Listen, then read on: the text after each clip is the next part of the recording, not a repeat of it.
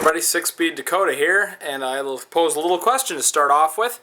You go into your garage and you smell gas all of a sudden, you look underneath your quad and you find a puddle of gas. Well, chances are you likely have an issue with this little dude right there, if I can get it into focus. There it is. That's the carb needle and seat. A little bit of carb trivia here. I got an old lawnmower carb right here. Now, what happens is this guy has a float in it. Now you can see way back in there is the little needle. Now what happens when the fuel level goes down, the float drops down, allows more fuel into the bowl, which is sitting in that bag. When the fuel level goes up, the float goes up, and then it pushes the needle back up into the seat again and seals it up, prevents any more fuel flow. Then when it uses a little bit more fuel, it goes back down, and so on and so forth. So what happens if the needle cannot sit in the seat properly, or this little O-ring here starts to leak, it starts to overflow. And in the Wolverines, and a lot of different vehicles, or ATVs and stuff like that, it has an overflow, which we'll go over to the quad and take a look. See, right there is the carb. I don't know if you can see too well, but there's a little line coming off the bottom of it. Now we follow that line down, and it goes all the way down here to this little plastic tube. Focus. And what that plastic tube is the overflow.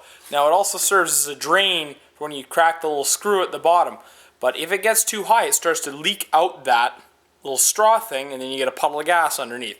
So now we know that we have a bad needle and seat on my gray one over there, which is a 450. Procedure's pretty much identical for the 350. So let's get started. So first step, I've pulled the seat off. Then the second step, we got to remove the fuel tank cover plate in the fuel tank. It's not entirely mandatory, but it'll really help getting in there and for visibility. And plus, I'm trying to make a good video for you guys. Also, before we kind of continue, procedures are pretty much identical for any late model carbureted Yamaha. The only difference is how much crap you got to take off to get in there. Alright, so I've already taken, there's 2 bolts up here, 2 bolts over here, one on either side, and 1 bolt right there. Now what we have to do, I've also pulled this little ignition switch cover off. Try not to knock over the camera here. Okay. So now what we have to do is quickly pull the fuel cap off.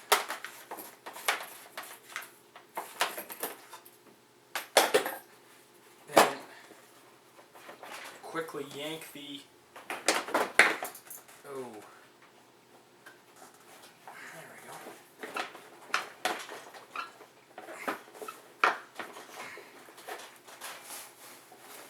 When I say quickly, try not to take your time with this, especially if you're working in an enclosed area like me. I'm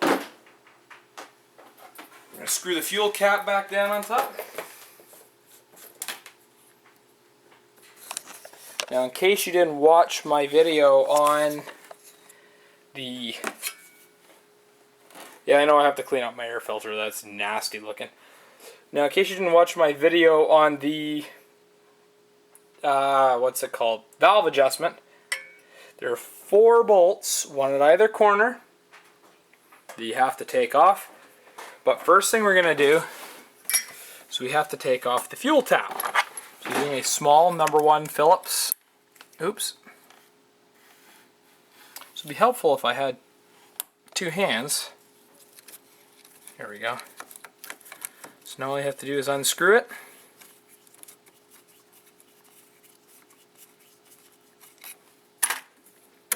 Oop, not quite there yet.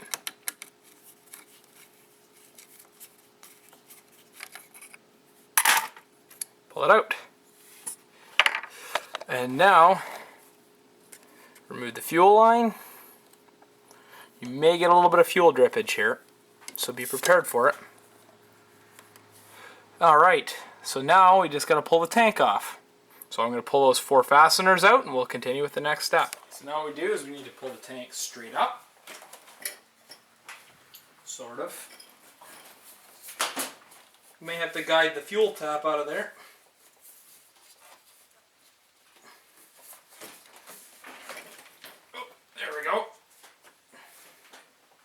We're going to move it over and set it aside. Of course it has to be brimmed. Now, before I continue, again, in case you haven't watched my valve adjustment video, there's a steel collar in each and every one of these bolts. Do not lose these. That helps space them between there. So now what we can do, I guess my front diff line or my rear diff line can get put back. There we go. Yank that guy off. And then pull the bladder off the front here. And just slide these tie straps back here. And voila! Now we got nice access to the top of the carb here. You might have to cut that guy right there, but see how much easier it is to get at the top of the carb? Now what we have to do is we got to loosen this clamp. But first, before we start, what I'm going to do, wherever I left my screwdriver, so we're going to take the screwdriver, we're going to put it, we're going to take my screwdriver and we're going to put it in this little screw hole right here and open it up. Now let the excess fuel drain out. I've got my little pan underneath there. I hope it's catching it.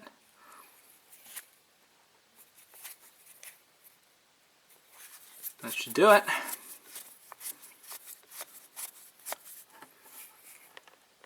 Alright, now what we have to do is we got to loosen this guy right here at the top of the carb. Now that's actually a hex bit of some sort. I'm not entirely certain. I doubt it's T25, but I guess we'll find out. Oh, look at that. So we're going to loosen this guy off. And that's the one that holds the air filter housing onto there, onto the carb. And the one behind it is what holds the carb actually onto the intake duct. For some reason these Yamahas like to use a rubber intake duct. Not entirely certain why. So once that guy's loose enough, what we're going to do is attempt to turn this carburetor over on its lid. But first I might have to cut this tie strap, I think, because of this choke line here. Alright, so you're going to have to take the throttle plate off as well, which is just 3 screws. I'll flash forward once we get them out. The thing before we continue that I had to do is I had to remove this little cable nut thing in order to be able to turn the carb more on a sideways way like that. I already did, and I kind of skipped past it. So I turned the carb all the way over as far as I can. And now what we have to do is there are 4 screws. One there and behind the idle adjustment, and 2 more on the same side on the bottom. So we got to get in here. I've already cracked them to make sure that they've come loose. But we're going to loosen all 4 of these off, and we're going to take the bowl of the carb off. Right, well, I got the screws out, and unfortunately I had to end up taking the starter off. Now what I've done is I've washed my hands, which is also very important at this stage of the game, because you don't want the inside of the carb dirty. As you can see, it's a little bit dirty, but I got a can of throttle body and carb cleaner. I'll give it a quick blast with. So notice right there at the bottom is a little screw. Now again, we're going to be very, very careful here not to lose anything. But next thing we got to do is pull that screw out. We're also going to try to be as clean as possible. There we go.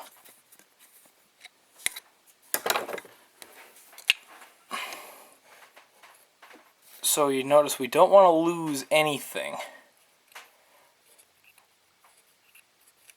Alright. So I've taken the one screw out. It holds this guy in place here. And out comes the float. Don't lose the little rod that I'm holding in with my finger right now. So here's the assembly out. So as you can see, there's a little pin here that I'm holding in, and there's the needle right there. So we're just going to set that somewhere reasonably clean for now. Oh dear. Don't lose anything. Alright, so now the seat is up in there. And now it's held in by another screw, as you can see right down there.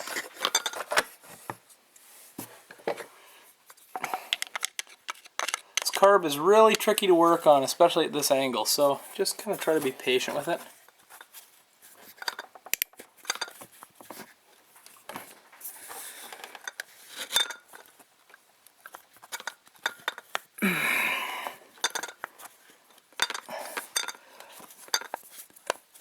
The screw doesn't want to, oh there we go, it is coming out. So this screw will hold the seat in. Now once you get it out most of the way,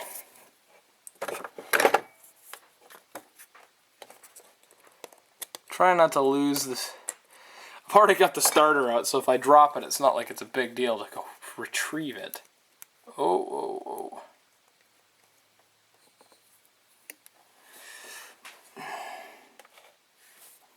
Now notice that this screw is actually quite a bit smaller than the other one, so you can't mix them up. Now we're going to take our small pair of needle nose pliers,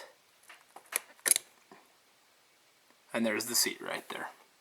Now what can also go bad is that O-ring can go bad as well, which actually feels like, if I wipe it off, it actually feels like some of the rubber's actually coming off. No big deal, we're replacing it anyway. So if you need to clean your carb up, your engine's running not quite right, now's the time to do it. Get in here with a little bit of throttle body cleaner, or carb cleaner. Now what you're going to want to do is you're going to take these guys out, these 3 jets. This is the main jet here, the other 2 jets. And you're going to want to clean them out thoroughly using compressed air as well as the throttle body cleaner. Now I'm putting the straw in the thing right now. But this one runs alright. I want to get my camera all.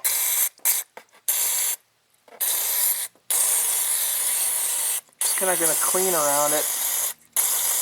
Make it all nice and pretty. Now this stuff's very volatile, so it dries really quickly. So, now what we're going to do is we're going to put the new seat back in. Alright, so what I've done is I've taken the little cap off the seat, pulled the needle out, and it's sitting over on the bench in a clean spot. So I've put a little bit of lube on that O-ring. Just pops right into place. Now being extremely careful, what we're going to do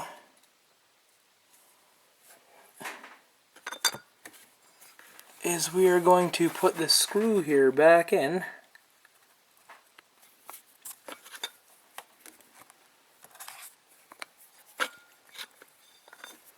Don't get this guy cross-threaded, and don't drop it either like I almost did. This might take a couple attempts at this angle, but I guess we'll just have to keep on giving her a try. It's actually a hell of a lot easier than pulling this carb out, really.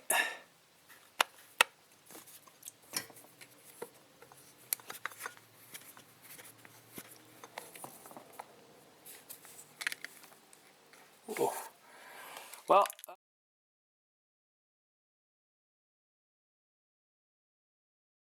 alright, so before we continue with the carb, we have to swap the needle over. Now if you look real closely, the way that this guy comes off, there's a bit of a shoulder almost. Probably can't see it. Right there. There's a bit of a shoulder in there. So we got to put the needle on the same way. I'm not sure if it'll make much of a difference. So this little shoulder here in the needle, if the camera would focus on it, has to go towards the actual part of the float. Now it doesn't really matter where it sits for right now, it's just got to sit on there. Now we're going to go back to the quads to go put it back on.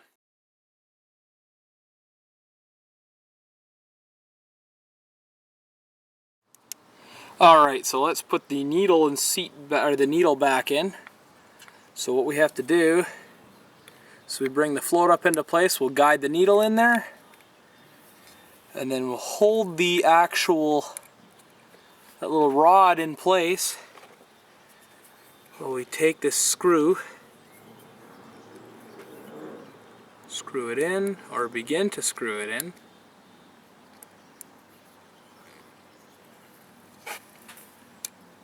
Oh, there we go. Oops.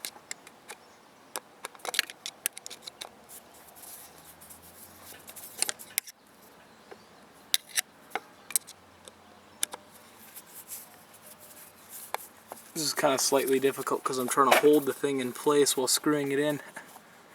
Oh, there we go. Make sure that guy's snug. So now you can see the action of the float. What I'm going to do before we continue is I'm just going to give everything a good cleaning with some throttle body cleaner.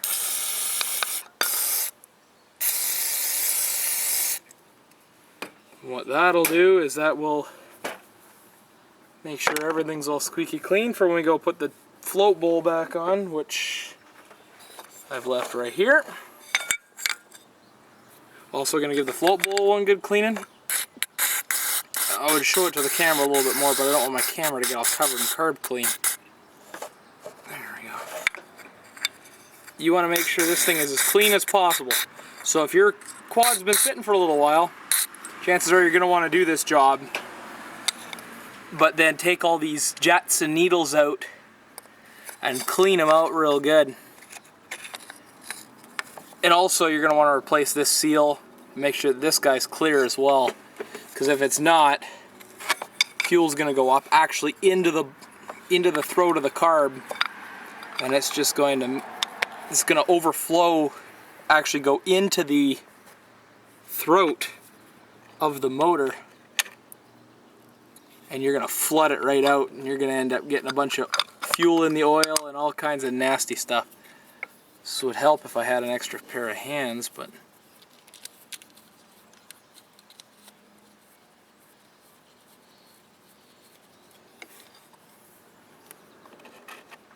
now, this one here in this corner has this little washer on it. So don't forget about that one either. Oops, that's the one I just said.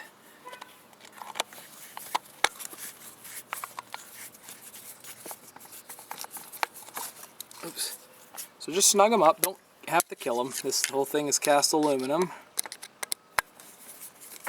Also, if the fuel turns really rancid, chances are it'll actually eat away at the inside of the carb. We want to avoid that.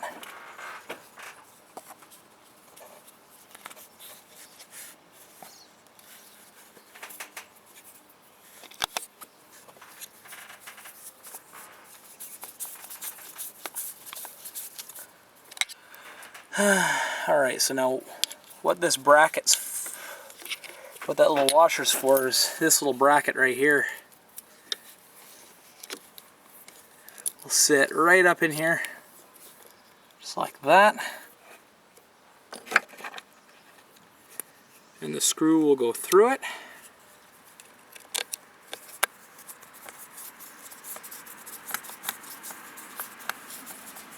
Hold that guy in place. Just like that. What we're going to do is we're going to turn the carb over.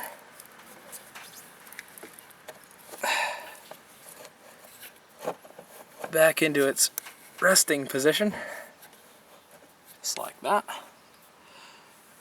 Now we're going to start reassembling it. Alright, so the first thing we got to do is put this guy back in.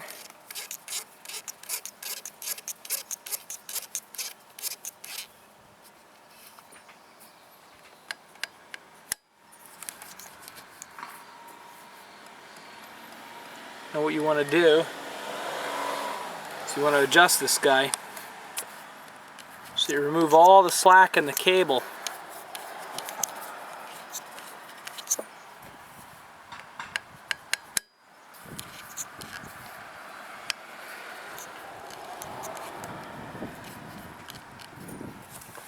So you can see that thing just barely moves. Goes all the way wide open.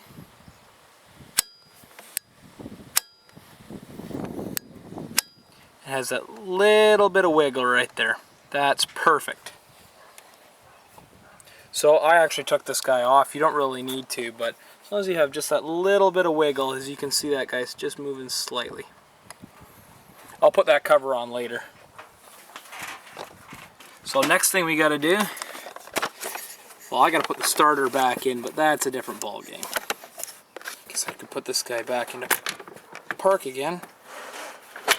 There we go. So now what we're going to do is we're going to use our T25. I think it's a T25, maybe it's a T20. Whatever it is, it's a Torx. Or tighten these clamps back up.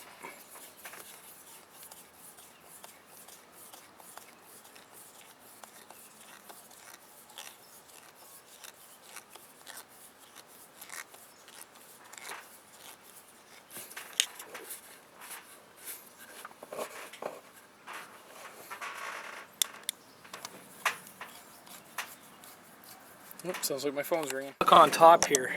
We notice that this guy right here, if you can see it, has a collar. So as we tighten it up, I